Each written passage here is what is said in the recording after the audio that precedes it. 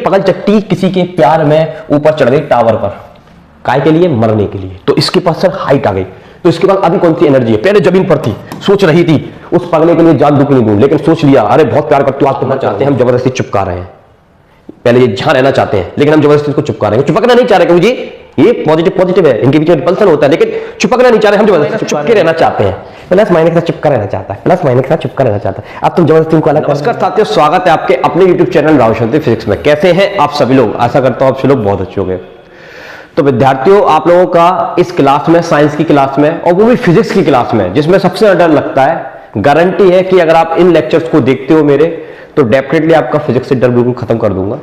ऐसा कोई न्यूमेरिकल नहीं बना जो इंसान से बढ़कर हो। हर एक न्यूमेरिकल आप कर सकते हो, बस आपको टेक्निक पता होनी चाहिए, उसको अप्रोच करने की ताकत आपके दिमाग में होनी चाहिए कि आप उसको कैसे बनाओगे। फिर कौन सा न्यूमेरिकल है जो आपसे नहीं बनेगा? गारंटी है।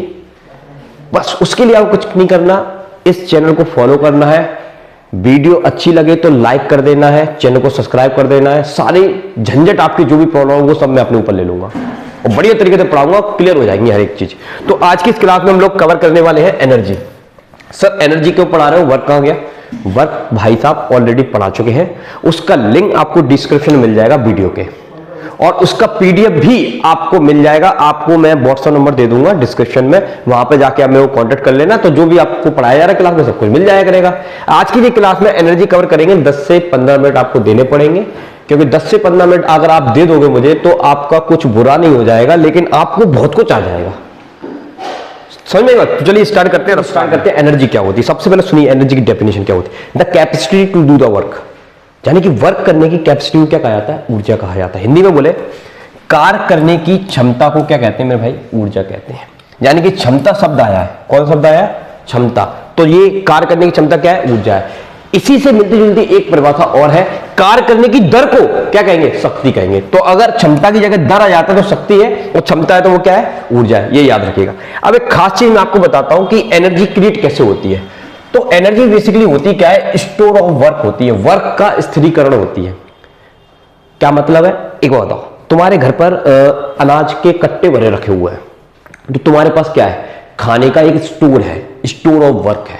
अच्छा सर, ठीक है साहब। अब स्टोर ऑफ वर्क में से अब अनाज निकाल के तुम खाना स्टार्ट कर दो, तो उस स्टोर का क्या होगा? वो कम होता जाएगा। अच्छा, तो अगर हम अपने घर के अंदर अनाज का बहुत सारे बोरे भर के रख देंगे तो हमने वर्क कर लिया, एक वर्क का स्टोर आ गया, तो हम कहेंगे कि हमारा एनर्जी का लेवल बढ़ गया। और उसमें से अनाज निकाल के हम खाते जाएंगे तो वो स्टोर कम होता जाएगा, तो हम कहेंगे वर्क का स्टोर क्या हो रहा है? कम। तो सीधा सीधा याद रखना मेरे भाई कि ऊर्जा का कनेक्शन किससे है? स्टोर ऑफ वर्क से है। अगर वर्क कर दूंगी किसी सिस्टम पर तो एनर्जी का लेवल हमेशा बढ़ेगा, और उस सिस्टम से वर्क करवा लोगे तो एनर्जी का लेवल क्या करेगा? घटेगा। जैसे एक कंटेनर में पानी भरा हुआ तो मैं पानी दे सकता हूं, अब कंटेनर में पानी नहीं होगा तो क्या दूंगा तेरे को? बता, कुछ दे पाऊंगा? नहीं ना। तो मेरे पास क्या होना चाहिए? स्टोर होना चाहिए। तो बेसिकली एनर्जी है क्या? स्टोर ऑफ वर्क है। बेसिकली एनर्जी है क्या? स्टोर ऑफ वर्क है। तो याद रखिएगा, कार्य करने से ही ऊर्जा बनती है। अगर आप कार्य नहीं करोगे तो ऊर्जा नहीं बनेगी। जैसे एक वस्तु सामने रखी हुई है, मुझे उसको चलाना है, मैंने बोला चलो, तो अपने आप चल जाएगी क्या? नहीं। तो मैं क्या करूंगा? सर उसको उस पर बल लगाऊंगा और फिर लेकर जाऊंगा। तो बल गुणा विस्थापन क्या होता है? कार्य। और कार्य करने से चलने का मतलब क्या है? कहते ऊर्जा।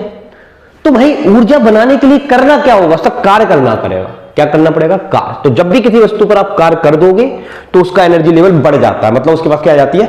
एनर्जी। तो कार्य करे बिना ऊर्जा ला ही नहीं सकते। याद रखिएगा, बहुत इंपॉर्टेंट फैक्ट बता दिया, स्टोर ऑफ वर्क। ये डेफिनेशन सब बताते हैं, तो मैं काम की चीज बता रहा हूं। स्टोर ऑफ वर्क याद रखिए, इसका मतलब ही क्या होता है? एनर्जी। चलिए, अब एनर्जी आपको बहुत तरह की देखने को मिलेगी। जैसे चमकता हुआ बल्ब, कौन सी एनर्जी है? प्रकाश ऊर्जा है। इसी तरह से इंजन में इंजन चलता है, यानी कि मैकेनिकल एनर्जी, उसके अंदर कौन सी एनर्जी है? Mechanical energy. इसी तरह से आप बोल सकते हो सन से जो धूप आती है, रेडिएशन आता है, रेडिएंट एनर्जी बोलते हैं उसको। ठीक है। न्यूक्लियर एनर्जी होती है, मैग्नेट चीजों को अपनी तरफ अट्रैक्ट कर लेती है, मैग्नेटिक एनर्जी होती है। एप्पल जमीन पर गिरता है, कोई आदमी ऊपर से कूद गया छत से तो नीचे की तरफ गिर रहा है, तो कौन खींच रहा है उसको? सब ग्रेविटी खींच रहा है, तो इसको क्या कहेंगे? ग्रेविटेशनल एनर्जी कहेंगे। ठीक है। सेल के अंदर एनर्जी कन्वर्ट होती है। सेल के अंदर क्या होता है? H2SO4 होता है, तो H2SO4 टूटता है तो उसकी रिएक्शन होती है, तो सेल के अंदर केमिकल रिएक्शन होती है। तो इस तरह से आपको एनर्जी के बहुत सारे फॉर्मेट देखने को मिलेंगे, वो सारी चीजें हम इसी क्लास में पढ़ेंगे, टेंशन मत लेना। ठीक है। चलिए आगे बढ़ते हैं।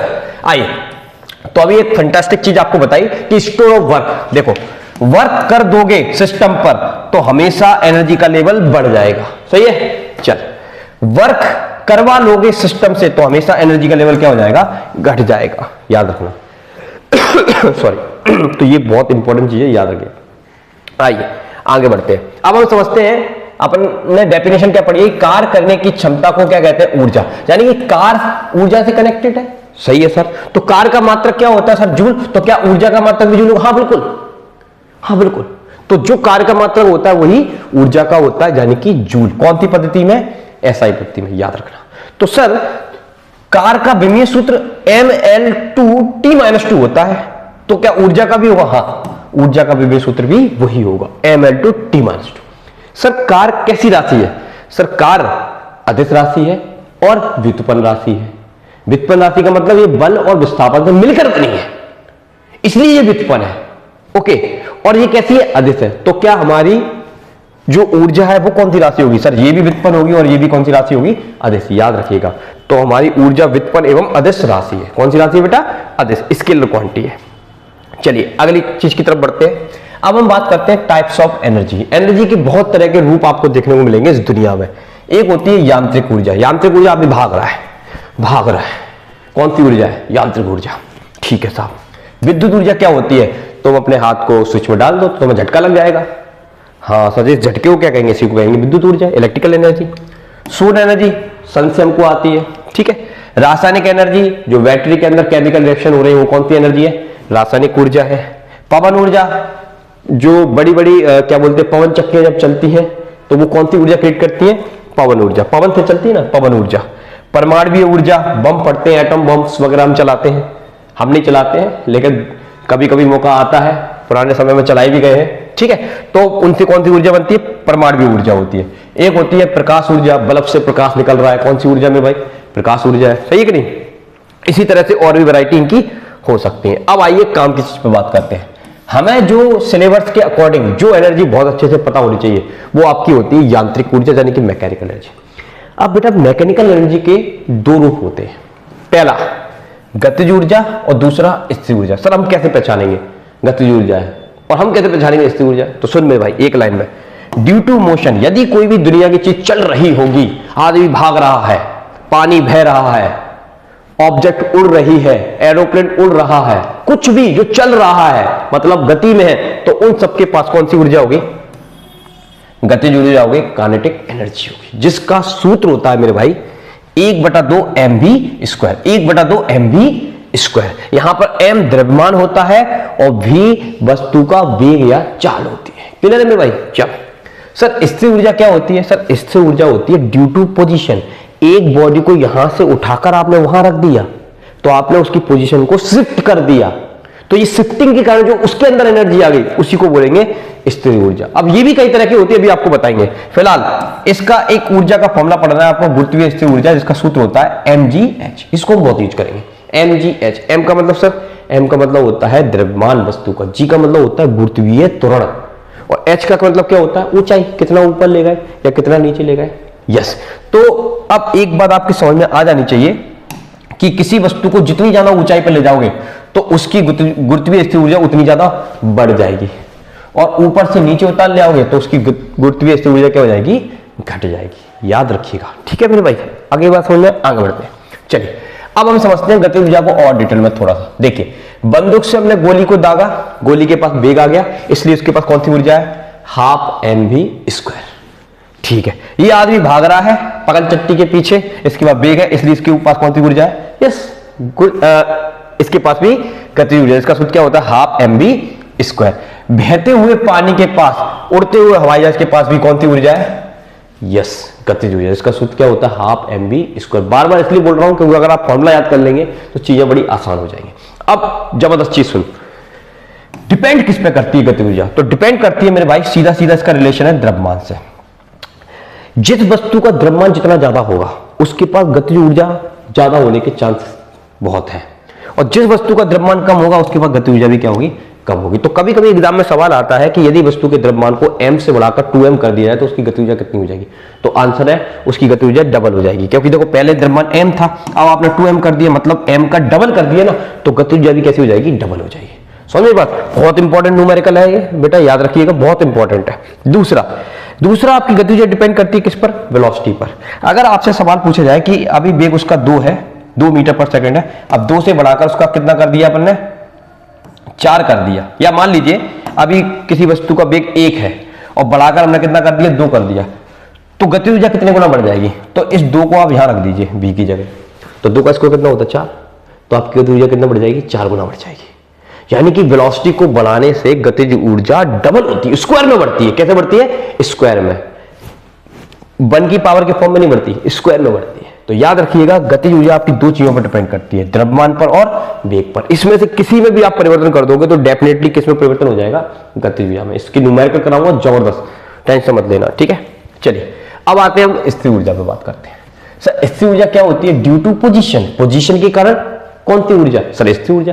ये पगल चट्टी किसी के प्यार में ऊपर चढ़ गई टावर पर, काय के लिए, मरने के लिए, तो इसके पास सर हाइट आ गई, तो इसके पास अभी कौन सी एनर्जी है, पहले जमीन पर थी, सोच रही थी उस पगले के लिए जान दूं कि नहीं दूं, लेकिन सोच लिया अरे बहुत प्यार करती हूं, आज तो मर के रहूंगी उसके लिए, चल भाई मर जा, चढ़ गई ऊपर, यहां पर खड़ी है, अब सोच रही है कूदूं कि नहीं कूदूं, लेकिन इसके पास कौन सी एनर्जी है, सर इसके पास मेरे भाई हाइट के कारण, पोजीशन के कारण, नीचे थी अब ऊपर है, नीचे थी अब ऊपर है, और हाइट आ गई, तो हाइट की कौन सी एनर्जी होती है, यस ठीक समझ रहे हो, स्थिर ऊर्जा होती है, ठीक है। और उसका फॉर्मूला क्या होता है, mgh होता है, mgh होता है। क्लियर है मेरे भाई। दूसरी आपको बताते हैं स्थिर ऊर्जा कौन सी होती है। एक स्प्रिंग लीजिए, उसको दबा दीजिए, कमानी स्प्रिंग को दबाएंगे ना, तो दबाने से भी उसमें एक एनर्जी आ जाती है, क्योंकि स्प्रिंग पहले इतना बड़ा था, आपने दबा के छोटा कर दिया, तो आपने पोजीशन को चेंज किया, तो पोजीशन को चेंज करने से उसके पास जो एनर्जी आएगी उसे बोलेंगे स्प्रिंग में संचित स्थिर ऊर्जा, जिसका सूत्र याद रखिए, सवाल आएगा इस पर।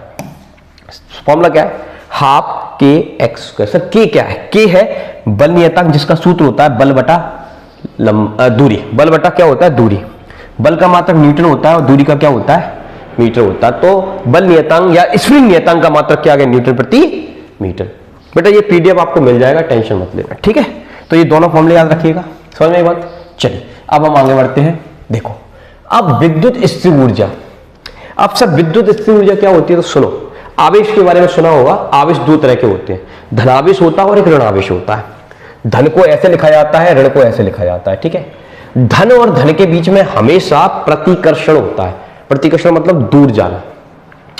ऋण हो तब भी प्रतिकर्षण होगा, धन हो तब भी प्रतिकर्षण होगा। अच्छा साहब, और सर धन और ऋण लेंगे तो आकर्षण होगा। अब समझना बात को ध्यान से, ये धन और धन एक दूसरे से दूर भागना चाहते हैं, हम जबरदस्ती चिपका रहे हैं। पहले ये जहां रहना चाहते हैं, लेकिन हम जबरदस्ती इसको चिपका रहे हैं, चिपकना नहीं चाह रहे, क्योंकि ये पॉजिटिव है, इनके बीच में रिपल्सन होता है, लेकिन चिपकना नहीं चाह रहे, हम जबरदस्ती चिपका रहे हैं भैया। तो हम इसकी पोजीशन को चेंज कर रहे हैं, तो पोजीशन के कारण, चार्जेस की पोजीशन के कारण जो एनर्जी आएगी उसको क्या कहेंगे, विद्युत स्थिर ऊर्जा। अच्छा साहब, ये प्लस और माइनस चिपके रहना चाहते हैं, प्लस माइनस के साथ चिपका रहना चाहता है, प्लस माइनस के साथ चिपका रहना चाहता है। अब तुम जबरदस्ती उनको अलग कर रहे हो यार, यानी कि वो चिपके रहना चाहते, तुम दूर कर रहे हो उनको।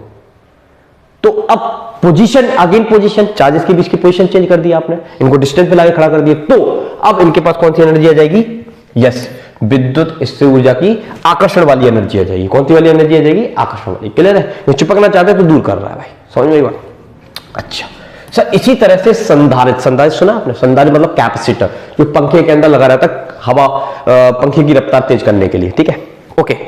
उसका वैसे और काम होते हैं, मैं सिर्फ एक नॉर्मल एग्जांपल के थ्रू आपको बता दूं। कैपेसिटर क्या होता है, जो पंखे के अंदर लगा रहता है, ठीक है। अब उस पंखे के अंदर लगे कैपेसिटर के पास क्या ताकत होती है, वो आवेश को अपने अंदर स्टोर कर लेता है। क्या कर लेता है, एक टैंक टाइप का होता है, कैपेसिटर का मतलब होता है टैंक, जो पानी, जैसे टैंक में क्या करते हैं, पानी को भरते हैं, वैसे कैपेसिटर क्या करता है, अपने अंदर इलेक्ट्रिक चार्ज को भर लेता है। जब जरूरत पड़ती है तो एकदम से फेंक देता है, ले कितने खाओ।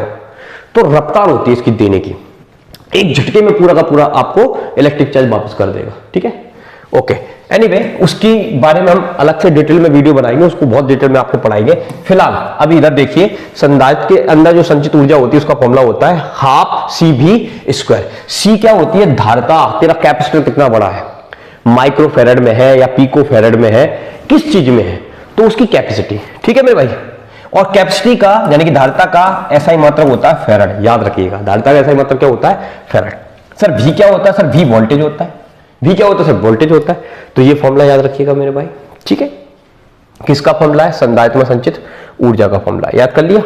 ठीक, आइए अब हम समझते हैं ऊर्जा संरक्षण का नियम। ये क्या होता है सर, ये बड़ा आसान है, बचपन से पढ़ते आ रहे हैं। ऊर्जा को ना तो नष्ट कर सकते हैं और ना ही उत्पन्न कर सकते हैं, केवल एक रूप से दूसरे रूप में हम उसको क्या कर सकते हैं, परिवर्तित कर सकते हैं, याद रखिएगा।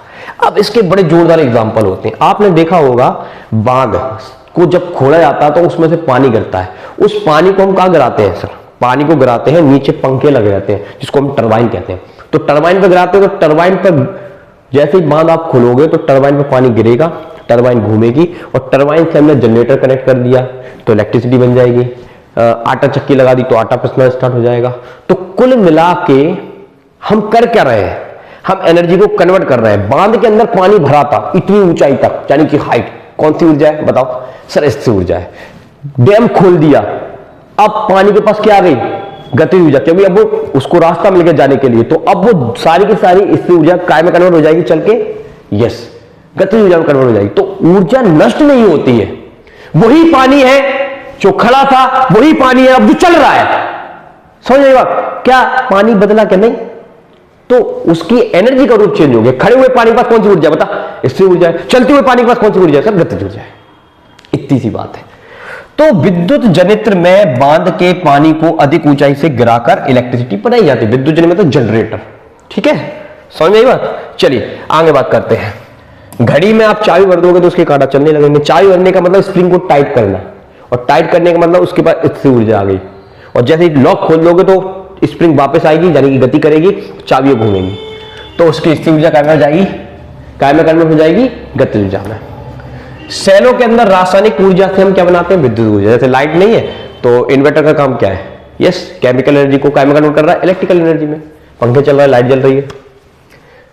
प्रकाश विद्युत सेल क्या होता है, अरे प्रकाश विद्युत सेल एक ऐसा सेल होता है, आपने सोलर सेल वगैरह देखे होंगे, उसको धूप पे रख देते हैं तो प्रकाश के फोटोन उससे टकराते हैं, और फोटोन टकराने से हमारे पंखे चलते हैं, पंप चलता है, सारी डिवाइसेस काम करती है। तो जानी कि वो जो चीज है वो प्रकाश ऊर्जा को काय में कन्वर्ट कर रही है, विद्युत ऊर्जा में। तो प्रकाश विद्युत सेल का काम क्या होता है, प्रकाश ऊर्जा को विद्युत ऊर्जा में कन्वर्ट करना। विद्युत हीटर आपने देखे हैं, घर में यूज करते हैं। विद्युत भट्टी होती है, ये विद्युत हीटर या विद्युत भट्टी दोनों ही क्या करती हैं, विद्युत ऊर्जा को कन्वर्ट कर देती हैं हीट एनर्जी में, electrical energy converted heat energy. ठीक है मेरे भाई। लाउड स्पीकर, जैसे मैं ये लगा हुआ है, ये क्या है, लाउड स्पीकर। मैं इसमें बोल रहा हूँ हेलो हेलो हेलो कुछ बोल रहा हूँ, तो ये इलेक्ट्रिकल एनर्जी को काय में कन्वर्ट कर रहा है, साउंड एनर्जी में, जो आपको कानों में आ रही है। हाँ हेलो हेलो बोला सर ने, अरे ये पढ़ाया सर, वो पढ़ाया, समझ में बात। तो लाउड स्पीकर क्या करता है, विद्युत ऊर्जा को काय में कन्वर्ट कर देता है भाई, ध्वनि ऊर्जा में। सर डायनेमो क्या करता है, अरे अभी बताया, डायनेमो यांत्रिक ऊर्जा को विद्युत ऊर्जा में कन्वर्ट करता है। यांत्रिक ऊर्जा का मतलब ये होता है, डायनेमो के अंदर जो कॉइल होती है उस कॉइल को चलाना, एक्चुअल में चल रही है यानी कि यांत्रिक ऊर्जा है। और जब वो कॉइल चलती है तो उस कॉइल की आर्म में इलेक्ट्रॉन दौड़ता है, तो उससे इलेक्ट्रिकल एनर्जी बन जाती है। तो सिंपल आप याद रखिए, यांत्रिक ऊर्जा को काय में कन्वर्ट करता है, विद्युत ऊर्जा में। कभी डिटेल में बताएंगे इसको, टेंशन मत लो। अब एक वीडियो में कितना बता दूं यार मैं। विद्युत बल्ब, ये बल्ब लगा हुआ है, तो ये क्या कर रहा है, विद्युत ऊर्जा को प्रकाश ऊर्जा को कन्वर्ट कर रहा है। ठीक है। विद्युत फैन, फैन लगा हुआ है, फैन चालू करते हैं, इलेक्ट्रिकल एनर्जी से ऑपरेट होता है और चलकर हमको हवा देता है। यस, तो हवा हम में लग रही है, हवा के पास क्या है, गतिज ऊर्जा, और गतिज ऊर्जा किसका रूप है, यांत्रिक ऊर्जा को। तो क्या किया, विद्युत ऊर्जा को यांत्रिक ऊर्जा में कन्वर्ट कर दिया। ठीक है मेरे भाई, चलो जल्दी से आ जाओ इधर। आप न्यूमेरिकल के लिए आपको सबसे पहले गति के समीकरण याद कर लेने हैं। पहला गति का समीकरण होता है v बराबर u प्लस at। यहां पर v होता है अंतिम वेग, u होता है प्रारंभिक वेग, और t समय, और a क्या होता है, त्वरण। इनके नाम याद कर लो। ठीक है, जब सवाल कराऊंगा बहुत अच्छे से बताऊंगा, टेंशन मत लेना। दूसरा समीकरण होता है s बराबर ut plus half at square. ये दूरी या विस्थापन निकालने के लिए ये फॉर्मूला है। तीसरा होता है v square equal to u square plus के 2as। ठीक है, जहां पर थोड़ा सा ये समझ लीजिए, प्रारंभिक वेग क्या होता है, अंतिम। प्रारंभिक मतलब अभी आपकी स्पीड है 20, थोड़ी देर बाद आपकी स्पीड हो गई 30, तो 20 क्या है, u की वैल्यू है, 30 क्या है सर, v की वैल्यू। बस इतना मतलब है। स्टार्टिंग का जो वेग है वो प्रारंभिक है, बाद का जो वेग है वो अंतिम है। ठीक है। अब ट्रिक्शन, अब ट्रिक क्या है, इन फॉर्मुलों को हम कब अप्लाई करेंगे, हमको समझ में नहीं आता, फॉर्मुला याद कर लिया, अब कब अप्लाई होगा, तो याद करो, सुनो मेरी बात। अगर आपसे सवाल में समय पूछा है तो समय निकालने के दो फॉर्मुले होते हैं, हमेशा दो ही याद आने चाहिए। कौन कौन से, देखो ये लिखा है मेरे सीक्वेंस में, v equal to u plus a t समय आता है, s equal to u t plus half a t square समय आता है। अगर v पता है, u पता है, a पता है तो इससे समय निकाल ले, s पता है, u पता है, t पता है, a पता है तो इससे समय निकाल ले। समझ में बात। अच्छा सर, अगर आपसे सवाल में अंतिम वेग पूछे तो कितने फॉर्मुले, सर अभी भी दो फॉर्मुले, हर चीज निकालने के दो फॉर्मुले। एक देखो v बराबर u प्लस एटी, v पता है, सॉरी v तो निकालना है, u पता है, a पता है, t तो इससे निकाल ले। सर दूरी पता है तो अंतिम वेग इससे निकाल ले, तो अंतिम वेग निकालने के भी दो फॉर्मुले, समय निकालने के भी दो फॉर्मुले। सर दूरी निकालने के भी दो होते, हाँ दो होते। कौन कौन से, देखो v square equal to u square plus के 2s, या फिर s equal to u t plus half a t square. अगर आपको इनमें से कोई भी राशि दी है तो आप क्या निकाल सकते हैं, विस्थापन। तो वो तीन समीकरण ही आपके 6 बन गए। किस बेसिस पर, क्वालिटी के बेसिस पर। डिस्प्लेसमेंट निकालना है तो आप इन दो को याद रखेंगे, समय निकालना है तो इन दो को, अंतिम वेग निकालना है तो इन दो को। ठीक है, सवाल कराऊंगा तब मजा आ जाएगा आपको। आइए अब एक और खास सवाल आता है गतिज ऊर्जा और संवेग से रिलेटेड। क्या सवाल आता है, पहले आप संवेग का फॉर्मूला याद करिए। संवेग का सूत्र होता है द्रव्यमान गुणा वेग, और गतिज ऊर्जा का तो अभी आपने याद ही कर लिया था, हाफ mv स्क्वायर। अब इन दोनों का आपस में संबंध होता है p बराबर अंडर रूट में 2m के। कभी कभी सवाल ऐसा घुमा के दिया जाता है, आपको सवाल में दिया जाएगा गतिज ऊर्जा, पूछेंगे संवेग, सो बच्चा मूर्ख हो जाने लग जाता है, अब संवेग कैसे निकालूं भाई, संवेग का सूत्र द्रव्यमान गुणा वेग होता है, ये गतिज ऊर्जा दे रहा है और संवेग पूछ रहा है। तो आप याद रखिएगा क्या होता है फॉर्मूला, 2m के, गतिज ऊर्जा दी हो, द्रव्यमान दिया हो, डायरेक्ट फॉर्मूला आपके सामने है, तुरंत आंसर आएगा चमकता हुआ। ठीक है, तो ये आपकी ऊर्जा से संबंधित सारी इंफॉर्मेशन मैंने आपको दे दी। अब इसका पीडीएफ अगर आपको चाहिए मेरे से, तो आपको उसके लिए क्या करना पड़ेगा, हमारा दिए गए डिस्क्रिप्शन में व्हाट्सएप नंबर पर में कांटेक्ट करना पड़ेगा। कोई भी सवाल वगैरह है तो आप मेरे से पूछ भी सकते हैं। और अगर आप क्लास को सपोर्ट करेंगे तो बड़ी वीडियो भी लेकर आऊंगा जिसमें बिल्कुल विस्तार से आपको हर एक चीज क्लियर कर दूंगा। क्लियर में भाई, तो वीडियो को प्लीज लाइक कर देना, चैनल को सब्सक्राइब कर देना और दोस्त यारों को जरूर शेयर करना जिनकी मदद हो सके। क्लियर है, चलिए मिलते हैं नेक्स्ट वीडियो के साथ। अभी के लिए जय हिंद, जय भारत, थैंक यू।